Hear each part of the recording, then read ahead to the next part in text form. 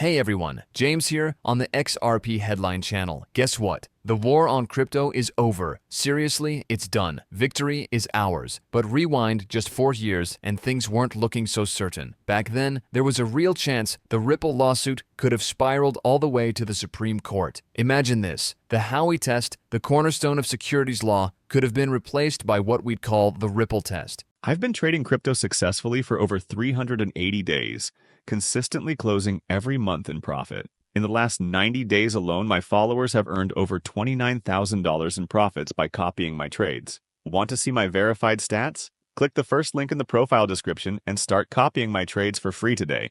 Crazy, right? If that had happened from the moment the SEC first filed its complaint against Ripple, we could have been looking at an 8-year legal saga before the Supreme Court delivered its verdict. Imagine facing an 8-year uphill battle, the original lawsuit, the appeals, the Supreme Court, and then waiting for a final decision. Back then, that was the daunting reality the XRP community had to brace for. Thankfully, things haven't played out quite like that. But in those early days, we had to prepare mentally for the long haul. What's remarkable about this community is its resilience. Over the years, so many have mastered the art of emotional discipline when it comes to investing. They know that emotions often drive financial decisions, and they've learned to stay steady no matter the turbulence. Some have been holding on to their investments for nearly a decade, longer than I have in my 7+ years here. Just hold became the mantra, a testament to the unwavering belief in the potential of what's to come. When the government steps in and targets XRP and its entire ecosystem, it's not just a typical challenge, it's an existential threat. It's intimidating, even unsettling, creating a type of uncertainty far beyond the usual market ups and downs.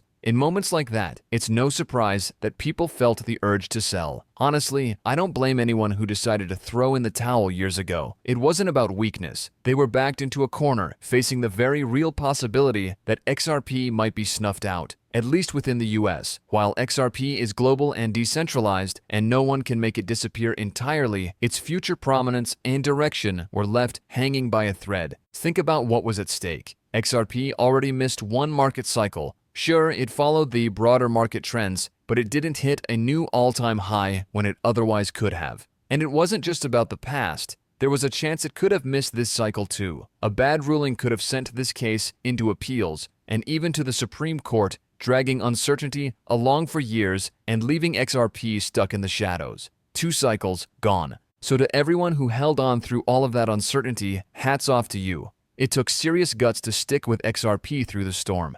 The XRP community faced a daunting challenge, a prolonged attack that could have led to its unraveling. Developers might have abandoned ship, the XRP ledger could have dwindled into obscurity, and the project as we know it might have been a relic of the past. But fate had other plans. Ripple triumphed in its battle against the SEC, earning XRP the legal clarity it desperately needed. Meanwhile, the Biden-Gensler agenda, seemingly designed to stifle crypto innovation, is now unraveling itself. It's fascinating to reflect on how far we've come. I want to share some insights from key figures like Stuart Alderodi and attorney John Deaton. Their perspectives highlight the resilience of this community and the milestones achieved despite the odds. Deaton, in particular, had some incredible comments recently, ones that truly encapsulate this journey. But before diving deeper, let me clarify, I'm not a financial expert. I don't offer financial advice, and nothing I say should influence your decisions to buy or sell. I'm just a crypto enthusiast sharing my thoughts for fun. Let's rewind to December 21st, 2020, the night before the SEC dropped its bombshell lawsuit against Ripple. The news broke ahead of Brad Garlinghouse's announcement thanks to a Fortune article.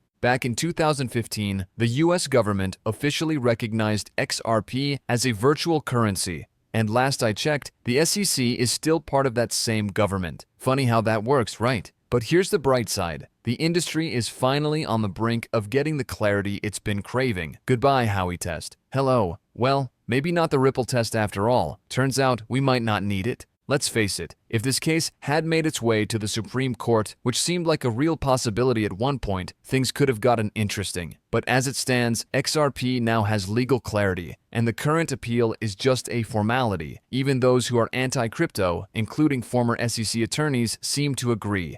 This whole thing is fizzling out. It's not moving forward, and soon it'll be done and dusted. So, no Ripple test? That's fine. The Howey test stays. And frankly, we don't need a new one. What we do need is a government that stops trying to crush an entire class of crypto assets. That'd be nice, wouldn't it? And maybe, just maybe, that's what's on the horizon. Years later, on January 21st, Stuart Adler, Ripple's chief legal officer, shared a striking statement. Thank you, Acting Chairman Ueda, for saying it. The SEC's war on crypto has created confusion about what's legal, fostered a hostile environment for innovation, and opened the door for fraud. I look forward to collaborating with the Crypto Task Force to undo the damage caused by the prior administration. Spot on, absolutely spot on. This is the reality we're living in. And the headlines, they're everywhere. Lately, I've been keeping a close eye on them, and one particularly stands out.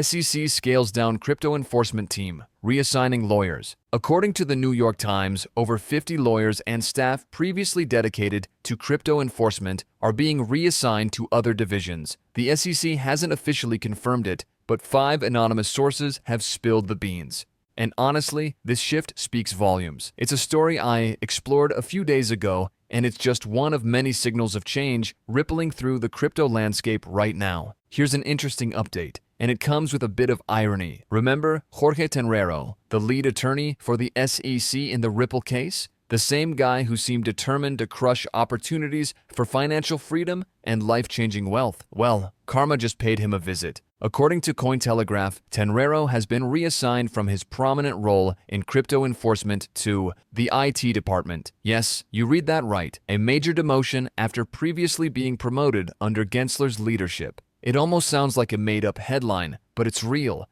It's as if he's no longer the chief attorney. He's been shuffled off to IT to do computer things. Seriously, what? The whole situation is almost too funny to believe, and honestly, it warms my heart a little. When Stuart Alderty saw what happened, he couldn't resist poking fun. He tweeted, "Sources say Jorge Tenrero has been reassigned to macro data refinement, a clever nod to the Apple TV show Severance." Gotta admit, that made me chuckle. Attorney John Deaton also chimed in after the news broke. He didn't hold back, saying this move was nothing less than putting Tenrero in his place. Deaton made it clear that this wasn't about Tenrero's stance on crypto or his role in prosecuting crypto companies. No, this was about the way Tenrero handled cases like the infamous Debtbox lawsuit. In that case, SEC lawyers allegedly lied to the court to freeze company accounts and take it down, only to get caught red-handed by the judge. The fallout? Let's just say the judge didn't mince words when calling them out. The situation at the SEC got so dire that the office once home to those attorneys eventually shut down. Talk about a mess. But let's get to the real drama. In the Ripple case, the judge didn't hold back. Without naming names, she essentially called out Tenrero for lacking integrity, accusing him of bending the truth to suit his arguments or push his litigation agenda. How do we know she was talking about him? Easy. She specifically pointed the finger at the SEC lawyers running the Ripple case, and Tenrero just so happened to be the lead attorney calling the shots. Lawyers like Tenrero often seem driven by a win-at-all-costs mentality, showing little concern for fairness, truth, or justice. Armed with the vast resources of the U.S. government, he appears to enjoy leveraging his power to intimidate entrepreneurs and litigants. As a former federal prosecutor, I can't help but point out, our job is to wear the white hat, to pursue justice, not to indulge in ego-driven theatrics. This brings me to attorney John Deaton, a key figure in this monumental SEC v. Ripple lawsuit, representing over 75,000 XRP holders. Deaton's involvement was a game-changer. His actions didn't just tip the scales, they rewrote the narrative. Thousands of XRP holders signed sworn affidavits, which Judge Torres referenced in her decision. Without Deaton's intervention, it's doubtful we would have seen the pivotal statement about XRP's lack of legal clarity, a point she wasn't even required to address. Deaton's efforts didn't just represent his clients, they reshaped the outcome of an entire case. Didn't have to go the extra mile, but did. Recognizing the chaos caused by the SEC's actions, the uncertainty, and the behavior of their attorneys, she stepped up. She understood the XRP community was caught in a mess we didn't create or deserve.